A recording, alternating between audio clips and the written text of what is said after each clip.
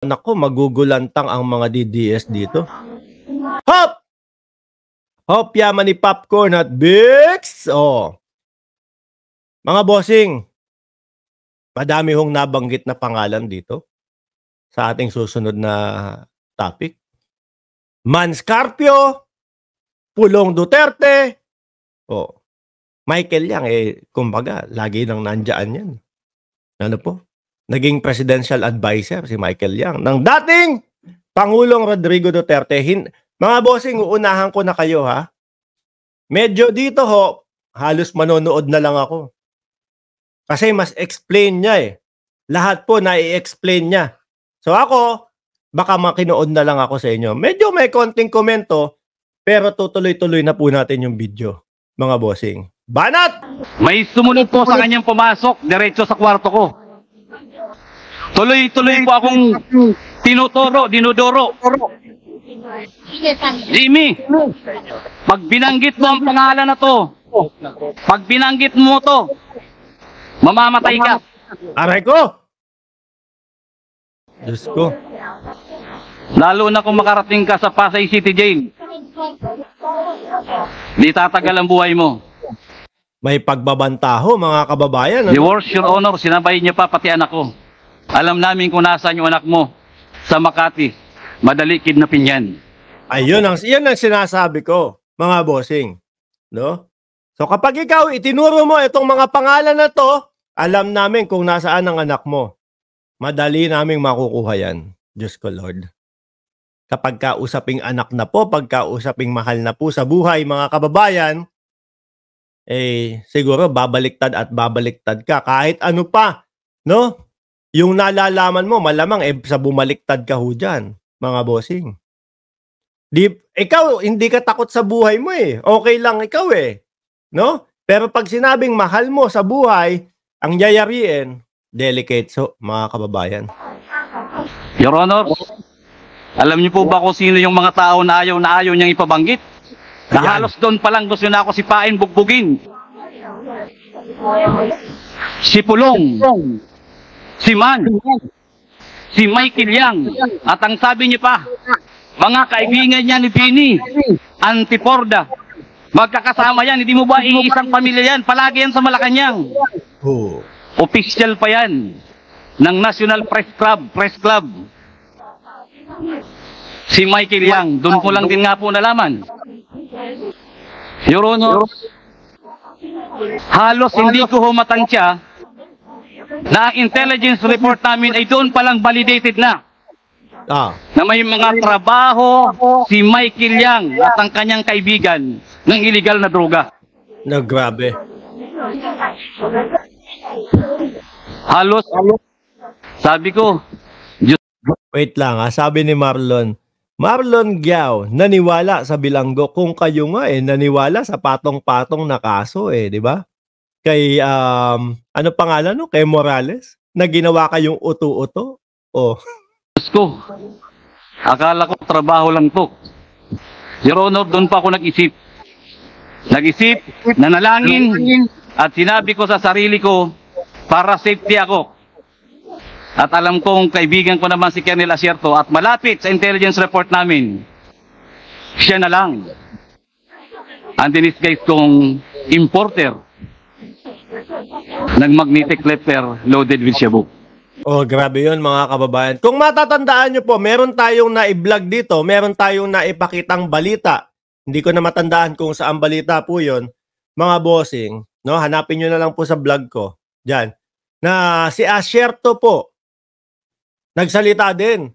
Sa Senado ba yun o sa Kongreso? Nagsalita din na gusto siyang ipategi, no?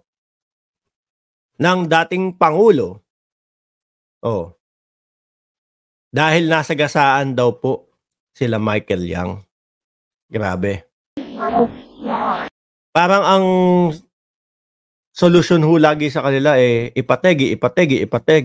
Your Honor, before the time nung ma-apprehend namin yung container, may kasama akong si Hernan Abarrio. By the way, Your Honor, ang may-ari niya na Bicaba Trading, ang consignee na yan, ang may-ari ay Tiga Calapan, Oriental, Mindoro.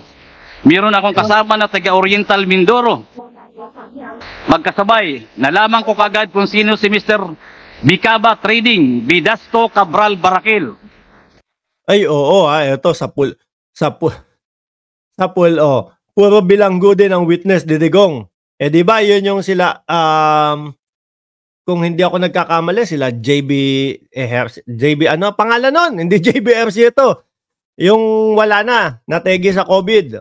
Tsaka yung mga kumakanta pa, yung mga nagigitara, may banda pa sa loob ng, oblo. Dahil si Hernan Abarrio ay tiga roon, na-check niya kagad kung sino si Vidasto Cabral Barakil. Ang pamilya ay nandun lang ang pamilya ni Hernan ay tiga roon sa Calapan City. Si Mr. Barakil ay nagtatrabaho lang bilang traffic enforcer sa Calapan City. Bago ko yan binigay sa PDEA. Mga kababayan, paano mo hindi papaniwalaan to? O paano hindi ka mag-iisip na totoo yung sinasabi nito? Detalyado ho lahat.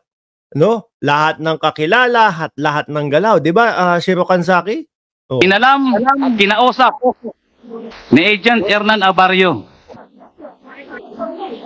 Umuwi, kinausap, tinawag. Pare, paki-confirm mo na lang kung mayroong parating or what. Alam nyo, yung tatlong tao, normal na normal. Parang walang nangyayari sa kanila. At yung isang inchik, 2 o 3, sabi sa akin, pare, yung inchik nga, hindi takot eh. Sabi ko, bakit? Sabi niya, Michael Yang yan eh. Michael Yang. Michael Yang yan, advance. Kulong. Sabi, hingi na lang ng tulong sa inyo, tulong yan. Wala pong kakwenta. Parang hindi po parang normal na normal lang.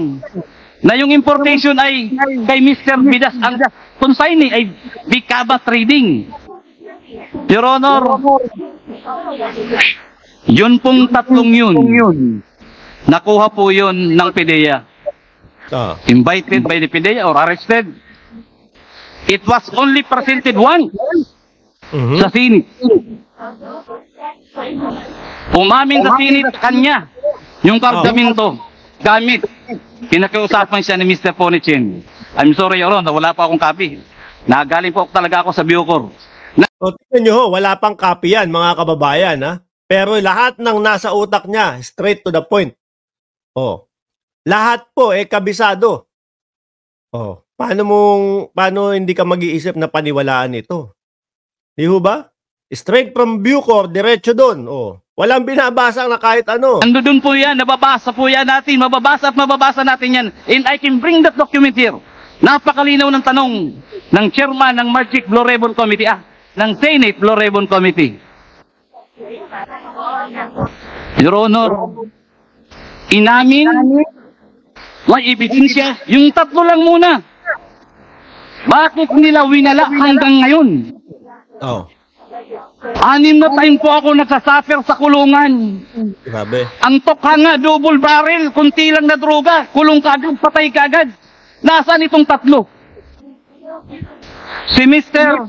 So, ibig niyang sabihin doon, mga kababayan, sa tokhang nga manlaban lang, ganun na. Kumbaga, syempre kapag manlaban po, mga kapulisan din, syempre, kailangan, llamado po sila. Pero yung iba dyan, mga bossing, yung iba, sinasabi, hindi totoong nanlaban. Ano po? Maliliit na mga tao lang yun tegi na agad. Nasaan itong tatlo na ito? Yung tinutukoy mga kababayan, Pulong, Manscarpio, at si Michael Yang. Vidasto Cabral Barakil, Lagrimas Katipan, Emily Lukigan. Ang alam ko yung inchik, pinakawalan din nila. Ano ang meron? Yung tatlo pala na yun. No? At bakit po ako ang dinidikdik hanggang sa Bucor?